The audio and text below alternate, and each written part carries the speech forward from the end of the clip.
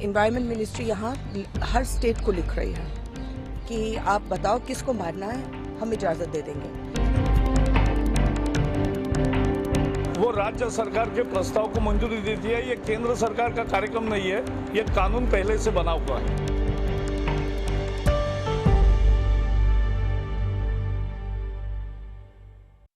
क्योंकि नीलगाय एक महत्वपूर्ण संकट हो गया है किसानों के लिए। गरीब किसान है, मंझोले किसान है बिहार के अंदर में, हमारे इलाके में, और वो मेहनत करते हैं और नीलगाय उस पर तुषारापात कर देती है दौड़ करके। और ये कानून सम्मत है। वन्य जीव संरक्षण अधिनियम के तहत नीलगाय संरक्षित है। राज्य सरकार ने अनुरोध किया केंद्र सरकार से, और केंद्र सरकार ने 30 दिसंबर 2015 को बिहार के 31 जिले में नीलगाय को मारे जाने की अनुमति प्रदान की। हत्या चाहे वो नीलगाय का हो या किसी भी पशु का, पूर्णतः बंद होना चाहिए, नहीं होना चाहिए। किसानों की उन क्षेत्रों में जहां पर नीलगायों के द्वारा किसानों को नुकसान पहुंचाया जा रहा है, वहां पर फेंसिंग की व्यवस्था सरकार के द्वारा किया जाना चाहिए। एक नीलगायों से फसल को होने वाले नुकसान को किसान फसल बीमा योजना के अंतर्गत कवर करने की व्यवस्था राज्य सरकारों को करना चाहिए। नीलगायों को मारना ये हत्या एक बहुत बड़ा एक्सट्रीम कदम है। मुझे लगता है कि अगर थोड़ा और सेंसिटिवली इस मसले को अगर हैंडल किया जाता, जहां पे किसानों को भी कोई नुकसान नहीं हो और नीलगाय की जान को भी कोई नुकसान नहीं हो, उनको अगर ट्रैप करके अगर ऐसे सुरक्षित स्थानों पे भेज दिया जाता जहां पे कि फसलों को कोई नुकसान नहीं हो, तो मुझे लगता है वो एक बेहतर कदम होता। चलिए, दो दर्शक हैं, उनके बाद चर्चा को आगे बढ़ाएंगे। दिनेश जी सीकर से हैं और शंकर जी चित्तौड़गढ़ से हमारे साथ हैं। दिनेश जी नमस्कार। नमस्कार पारिक साहब। बताएं सर। पारिक साहब, किसान ही वो वर्ग है जो देश के लिए खाना और खून दोनों उपजाता है। चाहे देश की जनता का पेट भरने के लिए अनाज, सब्जियां, फल फूल हो, चाहे देश की सीमाओं की रक्षा के लिए सैनिक पैदा करता है। योगी जी ने जो बात कही है, मुझे लगता है पहली बार उन्होंने बहुत अच्छी बात कही है। एक तो उन्होंने फेंसिंग की कही है कि सरकारी खर्चे पर खेतों के चारों तरफ फेंसिंग हो जाए। नीलगाय की हम चर्चा कर रहे हैं, राजस्थान में तो कोई जंगल है नहीं, खेत है, वहीं से ये पैदा होती है। दूसरी उन्होंने कही है फसल बीमा के अंतर्गत केंद्र सरकार फसल बीमा का ढिंढोरा पीट रही है। करना सरकार को ये चाहिए, जैसे ही किसान अपनी फसल की बुआई करता है उस पर लगने वाला खर्चा, उस फसल की पैदाइश पर लगने वाला खर्चा और किसान और उसके परिवार की आवश्यकता का पैसा उसके अकाउंट में ढिंढोरा पीट रहे हैं। मोदी जी ने बहुत अकाउंट खुला दिए हमने गरीबों के, उस अकाउंट में डलवा दो। इन नील गायों को चाहे पूरे राजस्थान में आप दिलवा दो, एक भी गोली मत चलाओ चाहे इनके ऊपर, इनकी करोड़ों में चाहे आबादी कर दो, किसान कभी भी परेशान नहीं होगा। धन्यवाद आपका दिनेश जी, बहुत बहुत धन्यवाद। शंकर जी नमस्कार। नमस्ते सर। बताएं सर। यार, नीलगाय का आतंक से हर किसान परेशान है और हमारे चित्तौड़गढ़ में तो ज्यादा अफीम की फसल होती है, वो ज्यादा ही नुकसान पहुंचाती है। बहुत महंगी फसल होती है हमारे इधर जी। और यही है कि हम सबसे सरकार से यही कहना चाहेंगे, सब राजनीतिक कह सकते हैं कि ये रोजड़े भी कहते हैं हमारी देसी भाषा में। इनके यही है कि अगर कोई मारना नहीं चाहता है तो इसके नसबंदी के ऐसा कुछ किया जाए सरकार द्वारा, के नसबंदी की जाए इनकी, इंजेक्शन वगैरह या खाने में कुछ डाल के, तो कम से कम आगे बढ़ावा नहीं मिले। धन्यवाद। बिल्कुल आपका ये सुझाव है, मैं इसी पर आता हूँ। राजनीतिक समस्या ज्यादा लगती है, राजनीति पे काम नहीं हुआ। सूरज जिद्दी साहब, क्या पॉलिटिकल सिस्टम में इस बारे में गौर नहीं किया गया? और अब जब समस्या विकराल रूप ले चुकी है, एक तरफ जंगल मिटते गए, नीलगाय उसी जंगल से आबादी वाले इलाकों में शिफ्ट होती रही, और दूसरी तरफ इसके निवारण के लिए पहले सोचा नहीं गया, जो फंड्स है उन पर उन्हें रिलीज नहीं किया गया। क्या कुछ ऐसा ही है? नहीं, देखिए कि जो ये समस्या है, ये आज की तो समस्या नहीं है, काफी लंबे समय से समस्या चली आ रही है।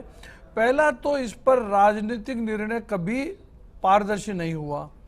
पिछले 15-20 सालों से कई मंत्रियों की सेमिनारें हुई, कई सरकारों पे चर्चा हुई, और रामपाल जी भाई साहब तो रणथंभौर सवाई माधोपुर के पैदाइशी हैं, ये खुद जानते हैं कि जब बच्चे थे तब नीलगाय की इतनी बड़ी समस्या नहीं थी। ये भी गांव में रहते हैं, हम भी वहाँ सवाई माधोपुर में पैदा बड़े हुए हैं, कभी कोई समस्या नहीं थी। लेकिन जब जनसंख्या इनकी ज्यादा बढ़ गई तो इनके लिए एक मैनेजमेंट प्लान बनाना चाहिए था। और जो वन्यजीव संरक्षण 1972 है उसमें कहीं भी नहीं लिखा हुआ कि वन्य जीवों की हत्या करें, बल्कि प्रतिबद्ध बना शेड्यूल बना रखा है। उसके अंतर्गत जो नियम बनाए गए हैं उसमें कहा कि अगर कोई जानवर किसी का नुकसान करता है एक्सट्रीम कंडीशन में तो उसको कंट्रोल करने के लिए ये 3-4 उपाय किया है, जिसमें उसको शूट भी करना हो सकता है, उसको पिंजरे में डालना भी हो सकता है, रेयर केस में ये सारा होना चाहिए। अभी 3 साल पहले आपने नीलगाय को अलवर में मारने की अनुमति, पूरा जैन समाज ने विद्रोह किया और आपने ऑर्डर वापस लिया। आज भी भारत का हिंदू समाज किसी भी जीव जंतु चिड़ी चुड़कले तक को मारना नहीं चाहता है। फिर आपने किस बुनियाद पर एक आंख मीच करके राज्य सरकार ने कहा नीलगायों को मारो और ऑर्डर जारी था नीलगायों को? इसके वैज्ञानिक प्रबंधन पे विचार करना चाहिए था, इसके सभी पहलुओं पे विचार करना चाहिए था। भारत के पर्यावरण और वन मंत्री को बिल्कुल अक्ल नहीं है और इस तरह की बेहुदा वो आदेश जारी करते हैं, इसकी हम सारे वन्य जीव प्रेमी निंदा करते हैं। जानवरों को मारना लक्ष्मीकांत जी, चलिए ये दूरदर्शी नतीजा नहीं दिखता, ऐसे हालात में सरकार क्या करेगी अब? देखिए, न तो सरकार ने ये नियम बनाया, भारतीय जनता पार्टी की सरकार ने ना तो ये नियम बनाया, ना ये इस नियम को इम्प्लीमेंट करने में हमको ये आगे बढ़कर काम कर रहे हैं। बिहार में कांग्रेस, जेडीयू और राजद की सरकार है, उसको आप सुनिए, कांग्रेस कोई ब्रह्मास्त्र थोड़ी है। समर्थन है, सरकार हमारी नहीं है। सरकार किसकी है? केंद्र में सरकार आपकी है। सरकार किसकी है? उसमें मंत्री नहीं है आपके? अरे आपकी पूर्ण सरकार तो हो भी नहीं सकती ना, आपकी पूर्ण सरकार तो हो भी नहीं सकती ना। सुनिए, तो केंद्र में सरकार आपकी है। आपके साक्षी महाराज तो कुछ कह रहे हैं, मेनका गांधी जी कुछ कह रही है, जानकर जी कुछ कह रही है, गांधी जी तो सही कह रही है। आपके मंत्री खुद ही एक मत दिए, आपकी सरकार एक मत दिए। आप किस बात के बिहार को बार बार बात कर रहे हैं? हम आपके राजस्थान की बात कर रहे हैं, आप बिहार की बात कर रहे हैं। छोड़ दीजिए बिहार को और राजस्थान की सरकार को। आप तो आप क्यों आदेश दिए? 4 महीने पहले 15 दिसंबर 2015 14 दिसंबर 2015 को केंद्र सरकार ऑर्डर दे रही है और आप बात कर रहे हैं कि हमारी कोई गलती नहीं है। 4 महीने पहले केंद्र सरकार क्या सो रही थी? अरे सुनिए, उस बिहार सरकार में तो आप पार्टी आपने इसका अल्टरनेट क्यों नहीं ढूंढा? मान लिया आपने इसका अल्टरनेट क्यों नहीं ढूंढा? सुनिए एक बार मनोज जी, सुनिए, कुछ उदाहरण दिया जा रहा है। चलिए, 4 महीने पहले केरल में आपकी पूर्ण सरकार थी, कुत्ते मारने का आदेश जारी किया आपकी सरकार ने, पूरे कुत्ते केरल में मार दिए, कोर्ट ने इंटरफेयर करके रुकवाया। कहां थे आप? बड़े विचार के आगे देखिए, ऐसा ऑर्डर किसी ने नहीं दिया, ये आपके मौखिक ऑर्डर है। ऐसा कोई भी ऑर्डर केरल में नहीं हुआ, ये बिल्कुल गलत है, बिल्कुल सरासर गलत है। कौन सी फसल तबाह कर रहे हैं? बिल्कुल खारिज करते हैं, ऐसा कोई ऑर्डर नहीं हुआ। हिमाचल में बंदर मारे कांग्रेस की सरकार ने, हिमाचल में बनाने का सरकार ने बंदर मारे। अरे भैया, हिमाचल में बंदर मारे कहां थे? हिमाचल में बंदर मारे कहां थे? आ रहा हूं। चलिए रामपाल जाट साहब, फिर सूरज जी आपका रुख करूंगा। रामपाल जाट साहब, समस्या कोई नहीं समझ रहा, किसान पर कोई का ध्यान नहीं है। रामपाल जाट साहब, मनोज जी, लक्ष्मीकांत जी रुकिए, आप आ रहा हूँ जी। रामपाल जाट साहब, 2 बात कहना चाहूंगा जी। पहली बात, ये समस्या राजनीतिक नहीं है, बिल्कुल नहीं है। लगभग हर राजनीतिक दल अधूरेपन से सोचता है, आधा सच बोलता है। तो जो उसके मतलब की बात उसको बोलता है, जो मतलब की बात नहीं उसको नहीं बोलता। आज फसल बीमा योजना है, उसमें जंगली जानवर से होने वाली हानि शामिल ही नहीं है। और जो अपना जिस फसल बीमा योजना का पूरा डंका बजाया जा रहा है, वो किसानों को मुआवजा मिलेगा उसके लिए समुचित नहीं है। तीसरा, ये जो सारे कानून हैं, इनकी रचना में पूरी पृथ्वी का दृष्टिकोण, मानव का दृष्टिकोण, पर्यावरण किसके लिए? मानव के लिए। यहां से शुरू करना पड़ेगा, हम यहां से शुरू नहीं करते। तो ये जो जीव विविधता है, ये मनुष्य के हित के लिए है। तो मनुष्य का हित कैसे सधे? तो मनुष्य की कोष्ठ पर कोई भी जीव विविधता लाएंगे तो वो अधूरा विचार होगा। इसलिए परस्पर पूरकता के आधार पर विचार, हम एकांगी विचार करते हैं, और ये जो पाश्चात्य आया एकांगी विचार, उसको लेकर हम आपस में भिड़ते रहते हैं। उसकी जरूरत नहीं, हम विचार करें समग्रता से, और समग्रता से विचार करके पहले मानव, उसके लिए प्रकृति, इस पर विचार करें। सूरज सोनी जी, इस बीच सरकारों की बात करूंगा, कांग्रेस बीजेपी किसी का भी राज रहा हो, क्या इको मैनेजमेंट पर गौर नहीं किया जाता? सिर्फ बातें की जाती है, सेमिनार की जाती है, एक दिन का रस्म रवायत अदा कर दिया जाता है। बिल्कुल ये तय बात है कि जितना सरकार का बजट इन गोष्ठियों पे, परिचर्चाओं पे और सोचने में व्यय होता है, उससे कहीं 10% भी इन वन्य जीवों के लिए और इस समस्या के समाधान पे अगर व्यय हो गया होता तो ये समस्या आज इस रूप में नहीं आती। आप देखिए सुनी जी, आज हम जयपुर की बात करें केवल, तो जयपुर के अंदर 252 जो गांव थे वो जीआईडी रीजन में शामिल कर लिए गए।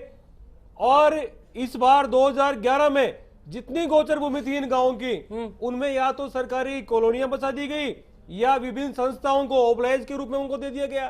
तो आखिर ये जब गोचर भूमि इनके आश्रय स्थली खत्म हो जाएगी तो ये बेजुबान किससे गुहार करेंगे जाकर के? आज सबके लिए सोचने के लिए समय, जो वोट करता है उसके लिए 20 लोग खड़े, सारी पार्टियां उसके बाहर खड़ी है, लेकिन ये जो बेजुबान है उसी सृष्टि ने इनको जीने का अधिकार प्रदान किया है। वोट नहीं दे सकते। सृष्टि का जो जैवी अधिकार है वो इनसे छीना जा रहा है।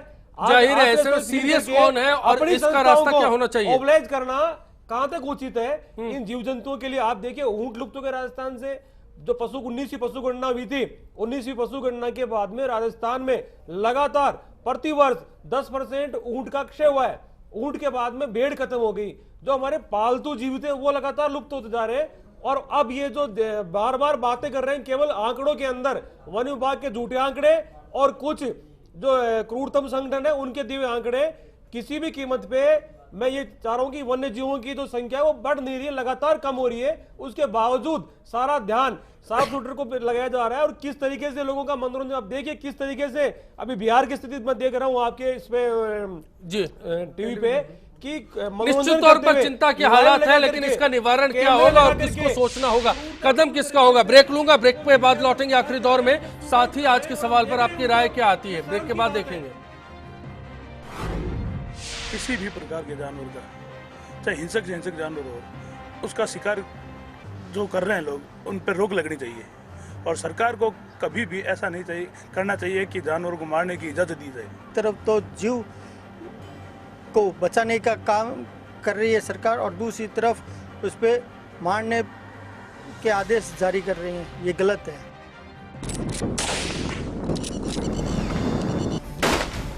एनवायरनमेंट मिनिस्ट्री यहाँ हर स्टेट को लिख रही है कि आप बताओ किसको मारना है, हम इजाजत दे देंगे। वो राज्य सरकार के प्रस्ताव को मंजूरी देती है। ये केंद्र सरकार का कार्यक्रम नहीं है, ये कानून पहले से बना हुआ है।